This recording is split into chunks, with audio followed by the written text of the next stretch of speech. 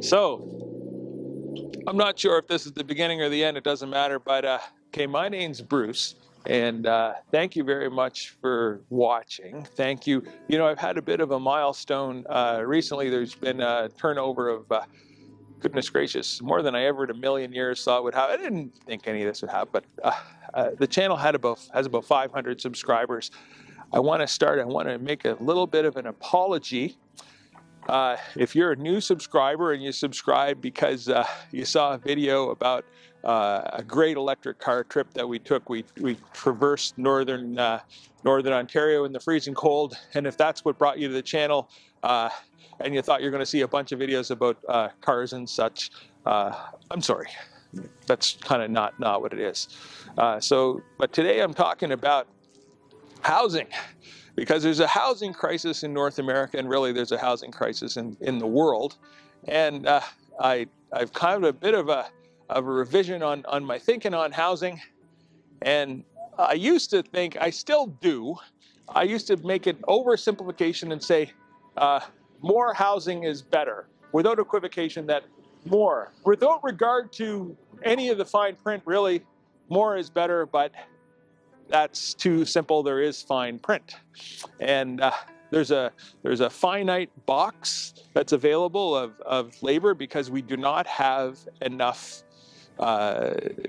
people working in the trade sector. We do not have enough people building houses. We do not have enough. And if you're building a house and you're setting off and you need a dwelling, people need dwellings. Then these houses are, my estimate, in the $1,000, $1,500, $2,000 a square foot range, and they're competing for the same pool of labor as people that simply need a dwelling. They're looking for 1,000 square feet, a couple of bedrooms, a bathroom, a kitchen, a living space where they can live happily and comfortably with their family. And those houses are nominally in the $200 to be $300 a square foot range, and there you go. And earlier I didn't think it mattered if someone was building a house for $1,000 a square foot, because a house is a house and it's employing people and it's contributing to the gross national product or the aggregate income of our economy, and that's wonderful.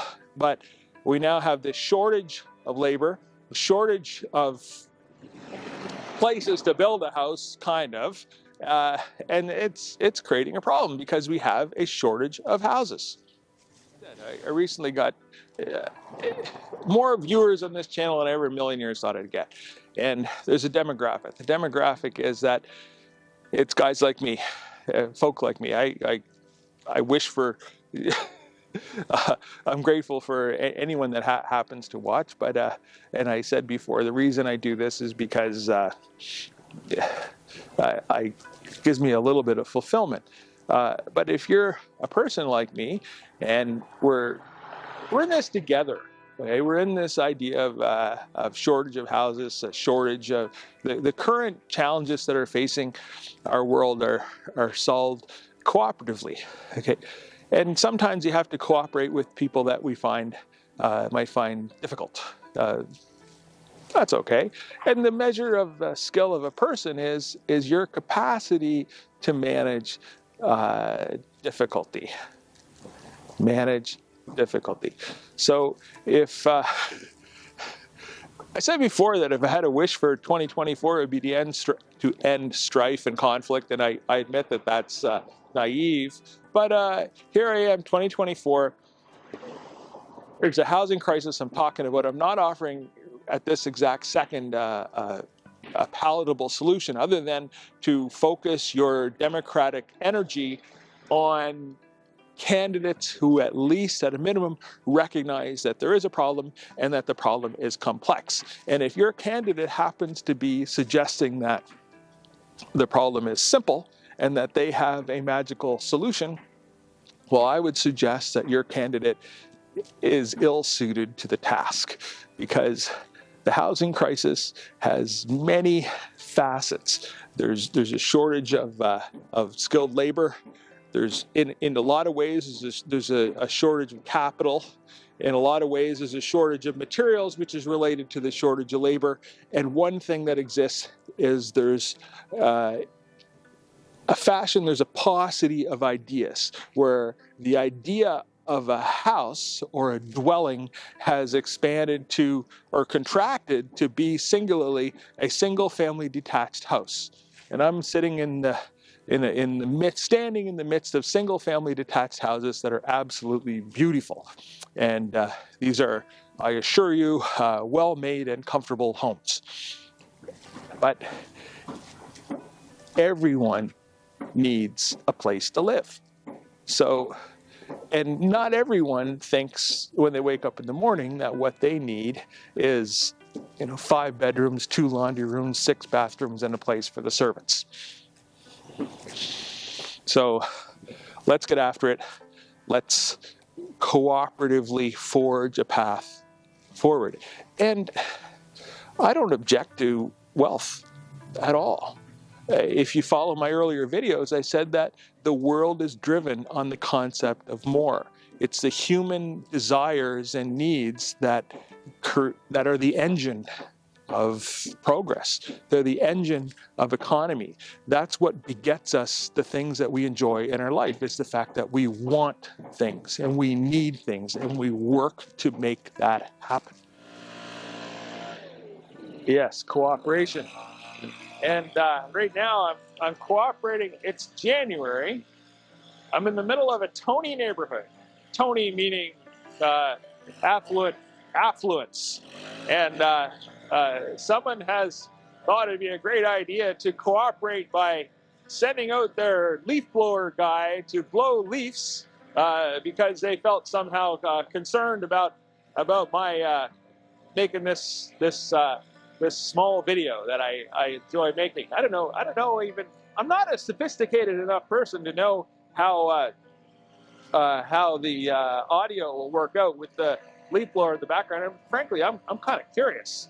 Okay, but it said my name's Bruce. Thank you for subscribing.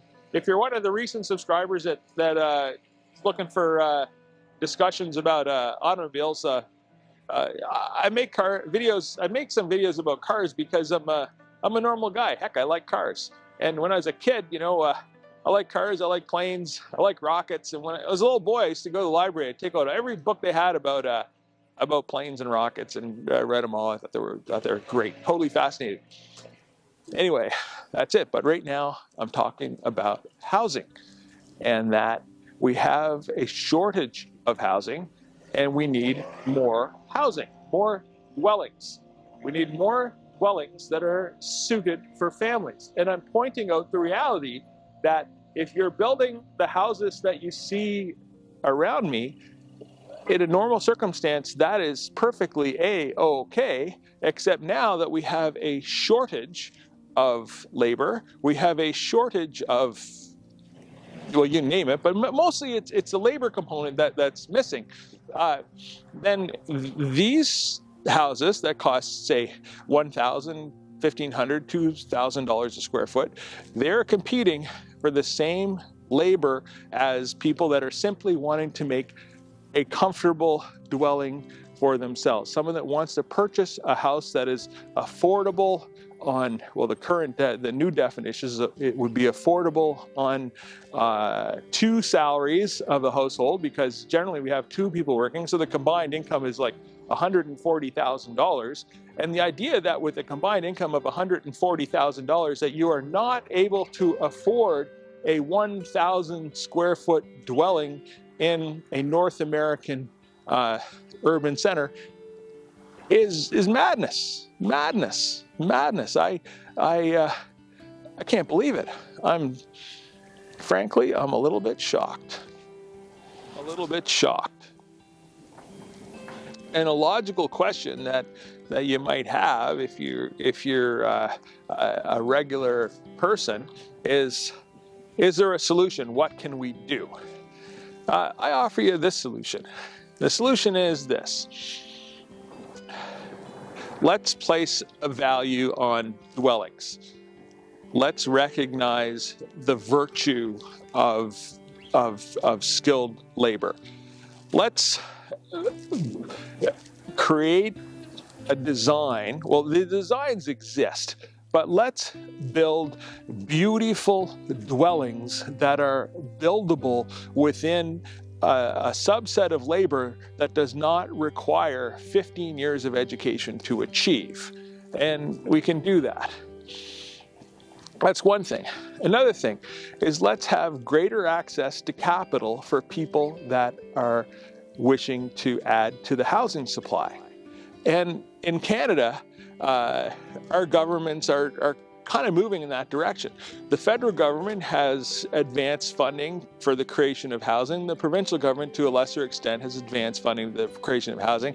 And municipal governments, which kind of operate by a different set of rules, they are taking steps to encourage the building of additional housing. And also, this morning I heard of a couple of corporations that have that find themselves with excess land that are working to build additional housing.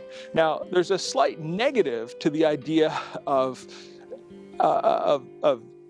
putting capital in this direction with kind of from a public policy perspective.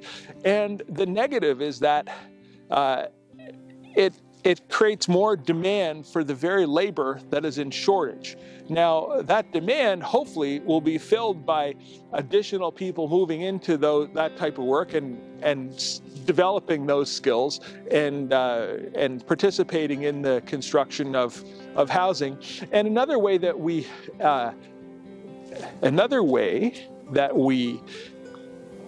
deal with the labor issue is through immigration. Is by bringing people into our nations that have the skills that we need. Now, unfortunately, that has a concomitant effect of depleting the supply of nations of labor in other places where they're also needed. But, and I wish to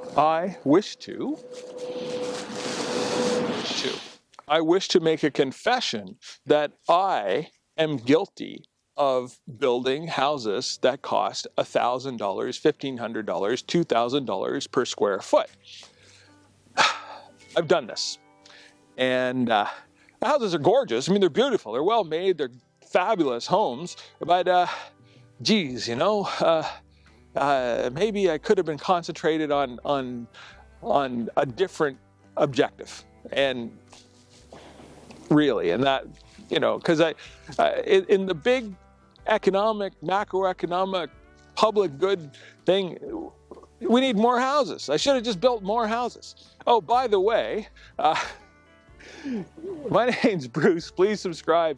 And another, by the way, is if you happen to be interested in building houses, if you have capital and you wish to build houses, if you have skills and you wish to build houses, if you have whatever and you wish to build houses and you require some encouragement, reach out to me in the comments, or even better, my business partners.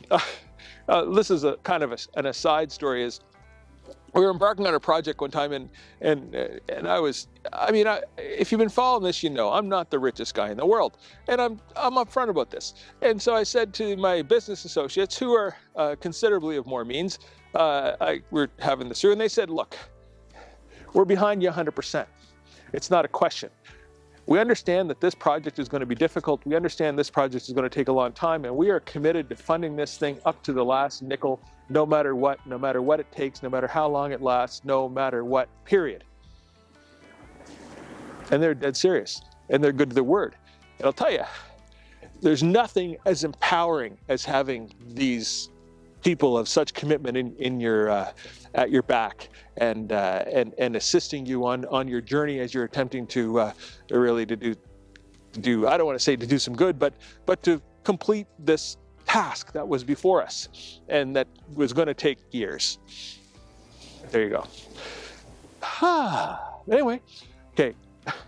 I'm not sure how long I've been going on, and I think that some guy in this neighborhood, I'm probably on a few cameras. That's okay. I don't mind. We're not doing anything illegal, and I don't have anything negative to say about any people that live here. I think I meet them. Hey, I meet them in aspects of my life, and they're people that wealthy people tend to be generous. They tend to be educated. They tend to be interesting, and they tend to be cooperative.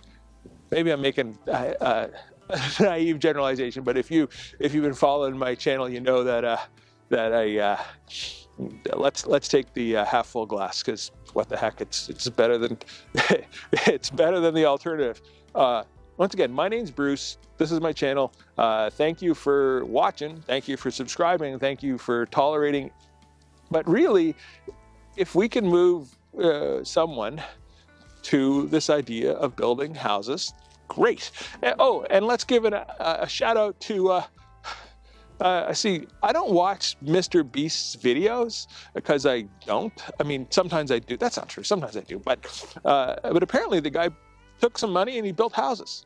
Now, there's nothing to be said about that, but yes, thank you.